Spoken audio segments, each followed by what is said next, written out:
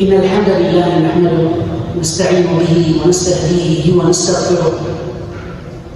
نعوذ بالله من شرور أنفسنا وسيئات أعمالنا. من يهد الله فلا مضل له ومن يضلل فلن تجد له وليا مرشدا. وأشهد أن لا إله إلا الله إله حكم فعدل وأعطى فأجزل، إله لا ضد ولا ند ولا صاحبة له. وأشهد أن نبينا وحبيبنا وقائدنا محمدا عبد الله ورسوله وصفيه وخليله، خير نبي اجتباه، رحمة للعالمين أرسله. أما بعد، إخوة الإيمان، أوصيكم ونفسي بتقوى الله عز وجل وطاعته، وأنهاكم وإياي عن مخالفته. يقول ربنا تبارك وتعالى: يا أيها الذين آمنوا اتقوا الله حق تقاته ولا تموتن إلا وأنتم مسلمون.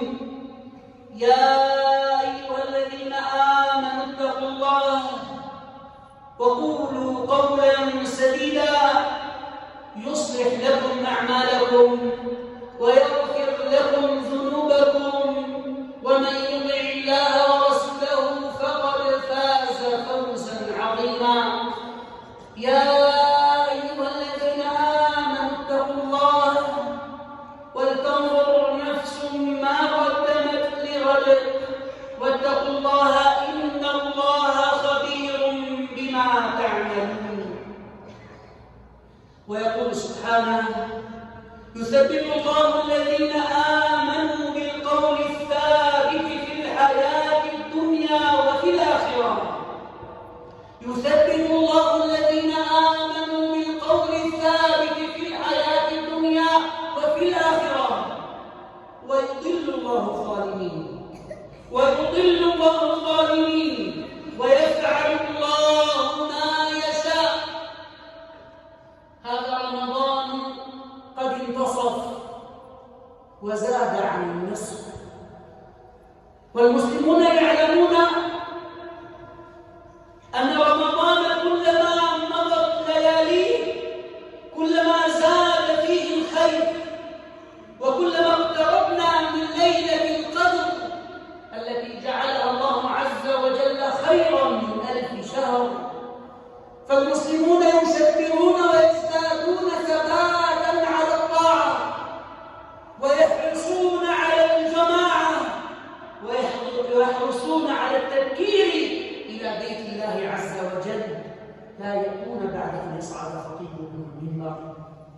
هذه خلاف سنة نبيكم محمد عليه الصلاة والسلام، الذي جعله الله القدوة والأسوة والخير في الاقتداء بحياته ومنهجه. إن سلف أمتنا عرفوا قيمة الوقت، عرفوا قيمة رمضان، عرفوا قيمة الثبات على الخير، فكان منهم العجب العجاب. كنت أنظر في الفتوحات التي فتحها الله عز وجل على هذه الأمة في رمضان، وكلنا يذكر يوم بدر، يوم الفرقان، عندما فتح الله عز وجل على نبيه محمد عليه الصلاة والسلام، الذي كان مع أصحابه قلة أذلة، لكن الله أعزهم بالثبات، أعزهم بالحرص على الجنة، فكانوا يتسابقون على حياض الجنة، ففتح الله عز وجل عليهم فتحا لا ينساه المسلمون أبدا. ثم سار من بعد أصحاب النبي عليه الصلاة والسلام التابعون وتابع التابعين على نفس الهدي وعلى نفس السنن. فتح صقلية، هذه الجزيرة التي كانت مترامية الأطراف في البحر، فتحها الله عز وجل على رجل من كبار علماء سلف أمتنا، كان قد بلغ من العمر ما يقارب 70 سنة. ماذا يقول ابن 40 و50 و60 أمام رجل بلغ ما يقارب 70 سنة وهو قاضي قضاة تونس، رجل ما ترك علما من أعلام الأمة إلا رحل إليه ليصطاد منه العلم والقرآن والسنة. إنه أسد أمتنا، أسد بن الفرات بن سنان. هذا الرجل الذي أصله من حران من ديار بكر من تركيا، أبوه الفرات أخذ به وهو ابن 2 سنين إلى القيروان، ما أخذه ليجعله مرتاحا في القيروان، إنما أخذه ليكون مرابطا في سبيل الله على ثغور المسلمين، وهو ابن 2 مع عائلته. فما إن شب حتى كان حافظا لكتاب الله عز وجل، وزاد على حفظ كلام الله عز وجل حفظ أصح كتاب في زمنه، موطأ الإمام مالك. وبعد أن أتقن الموطأ وكان قد بلغ قريبا 20 سنة، ذهب من تونس إلى المدينة المنورة ليأخذ الموطأ عن صاحبه الإمام مالك، وجلس بين يدي الإمام مالك حتى أخذ الموطأ من في الإمام مالك إمام دار الهجرة. لكن الإمام مالك كان يأتيه الطلبة من شرق الأرض ومن غربها، وكان مجلسه عظيما، وكان الإمام مالك صعب المراس، لا يستطيع كل الطلبة أن يختص من الإمام مالك ما يعب وما يسر قلبه به. فما كان من أسد بن الفرات إلا أن خرج من المدينة إلى العراق ليأخذ فقه وعلم العراق على يد تلامذة أبي حنيفة. ذهب إلى الإمام أبي يوسف يعقوب ونهل من علمه، ثم ذهب إلى الإمام محمد بن الحسن، وما أدراكم ما الإمام محمد بن الحسن من أجل تلامذة الإمام مالك، وله رواية في الموطأ، وهو أيضا من أجلة تلامذة الإمام الأعظم من أبي حنيفة النعمان. جلس بين يديه وأخذ من علمه، لكن الإمام محمد كان أهل العراق يغشون مجلسه فيحضر مجلسه الآلاف بل عشرات الآلاف، فما كان يستطيع كثير من الحاضرين أن يسمع الحديث والفقه منه إلا نذرا يسيرا. فذهب أسد بن الفرات إلى الإمام محمد وقال له: إني رجل غريب وقليل النفقة، فقير، ما عندي كثير مال أستطيع أن أجلس فترة طويلة عندك. فما كان من الإمام محمد رحمه الله إلا أن قال له: جعلت نهاري لأهل بغداد ولأهل العراق ومن جاء من طلبة العلم، وجعلت ليلي لك، جعلت ليلي كله لك حتى تأخذ العلم فتذهب إلى القيروان، إلى تونس، إلى المغرب الإسلامي، فتعلم الناس الفقه والحديث.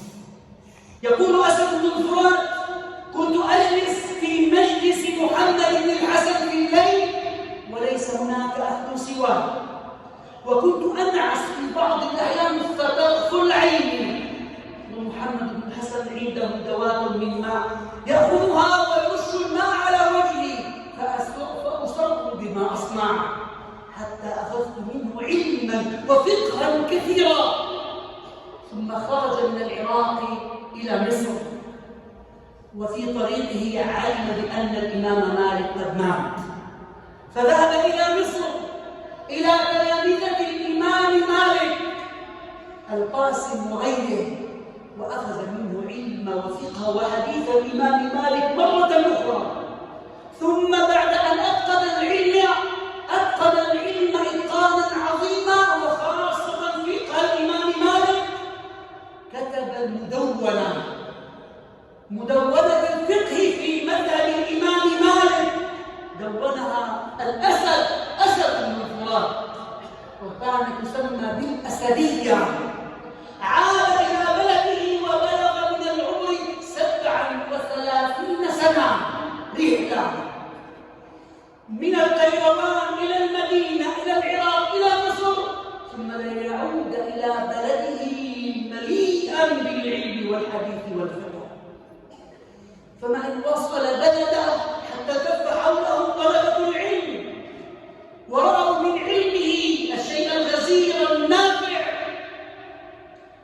فوضعوه قاضي تونس، قاضي القيروان الأول.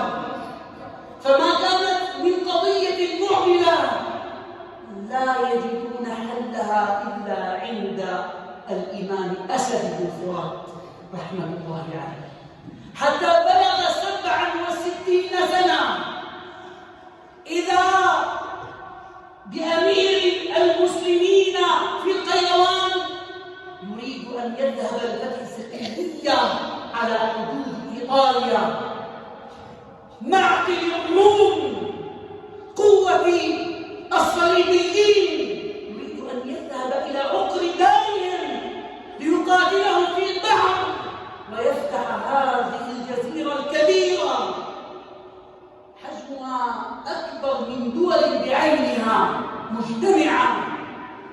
فندب الناس، فكان أول من انبرى لذلك الأسد في براثنه، أسد بن الفرات قاضي القيروان الأول. فقيل له: إنك رجل كبير وإنك على علم غزير والناس بحاجتك. قال: لكن الله لم يعصمني، لكن الله عز وجل أمرني أن أخرج في سبيل الله ونجاهد أعداء الله. ليست بلده مع النصيرية، ليست بلده ينتهك فيها حقوق المسلمين، يجلس في الدنيا كأنه مخلد فيها، إنما يعمل ليفتح بلادا مرت عينه قبل ذلك. ما بالنا وكثير من أهلنا وأعراضنا في سجون أعدائنا، وقد تناسينا الجهاد وركنا إلى الدنيا. ما لكم إلا قيل لكم انفروا في سبيل الله استثقلتم إلى الأرض، أرضيتم بالحياة الدنيا من الآخرة، فما الحياة الدنيا في الآخرة إلا قليل. إلا تنفروا يعذبكم عذاب أليما. وأي عذاب أشد من أن نرى بلادنا وكثير من إخواننا في سجون النصيرية الحقيرين الذين هم أقصى طائفة وأخس طائفة على ظهر الأرض. إلى الله المشتكى. نرى المساجد في رمضان بعد النصف الأول يقل روادها. لما هذا التكاسل؟ لأننا لم نذق ما ذاق أسد بن الفرات وغيره من أئمة هذه الأمة، ذاقوا طعم الإيمان فبذلوا في ذلك الغالي والنفيس. ما قبل أسد وهو ابن العقد السابع أن يبقى على كرسي القضاء معززا مبجلا مكرما، بل أراد أن يكرم عند الله. فما كان من أمير تونس إلا أن جعله قائدا على جيش فتح صقلية، فكان هو القائد الأول للمعركة. ذهب مع جيشه وكان عددهم 10,000،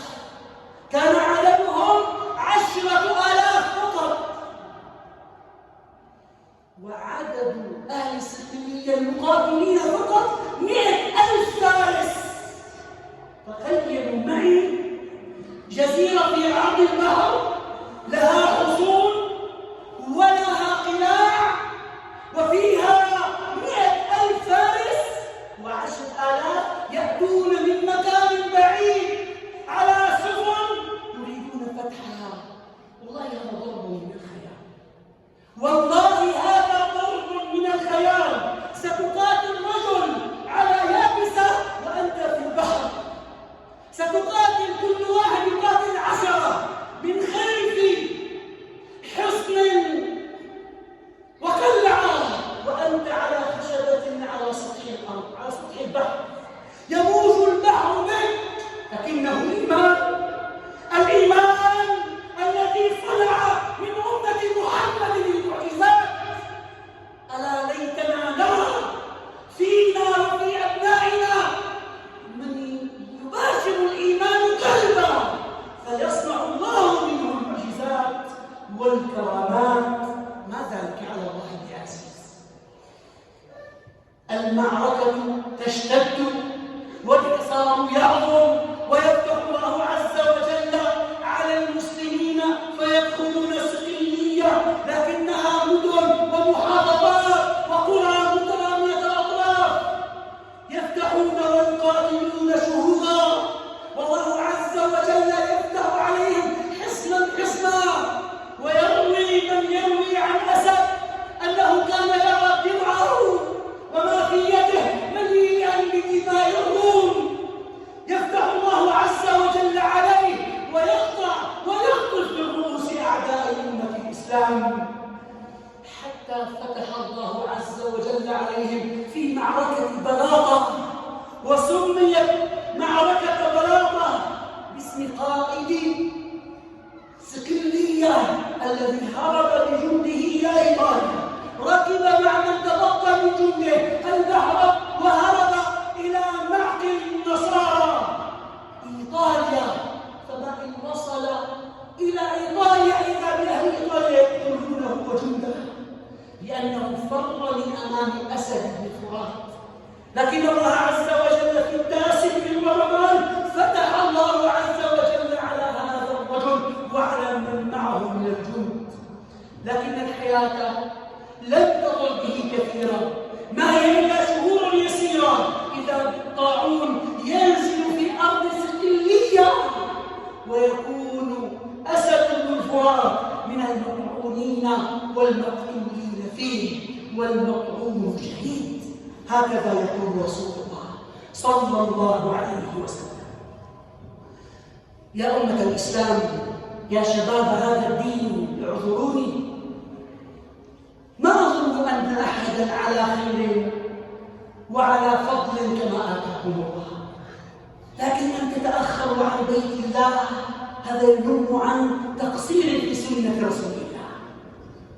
ما يجوز لك أيها المسلم أدبا مع الله وأدبا مع رسوله أن تقصر حتى يصعد الخطيب المنبر ثم تدخل المسجد. أنسيت أن محمدا عليه الصلاة والسلام قال: من دخل في الساعة الأولى كان كمن قرب بدنا، في الثانية كمن قرب بقرة، في الثالثة كمن قرب كبشة، في الخامسة كمن قرب دجاجة، في السادسة كمن قرب بيضة. ثم إذا صعد الخطيب المنبر دخلت الملائكة ولم يسجل اسمك مع الذين فازوا بالخير والكرم. يا أبناء الإسلام، يا أيها المجاهدون، يا أيها المهاجرون، يا أيها الأبطال، يا أبناء وإخوان الشهداء، يا آباء الشهداء، يا آباء وإخوان المعتقلين، ما ينبغي أبدا أن نقصر في الجماعة والجمع. من قصر هنا سيكون في حي على الجهاد مقصرا أكثر. اللهم اجعلنا متمسكين بالسنة، متمسكين بهدي محمد عليه الصلاة والسلام لنسعد بالفوز والفلاح. أقول ما تسمعون وأستغفر الله لي ولكم فيا فوز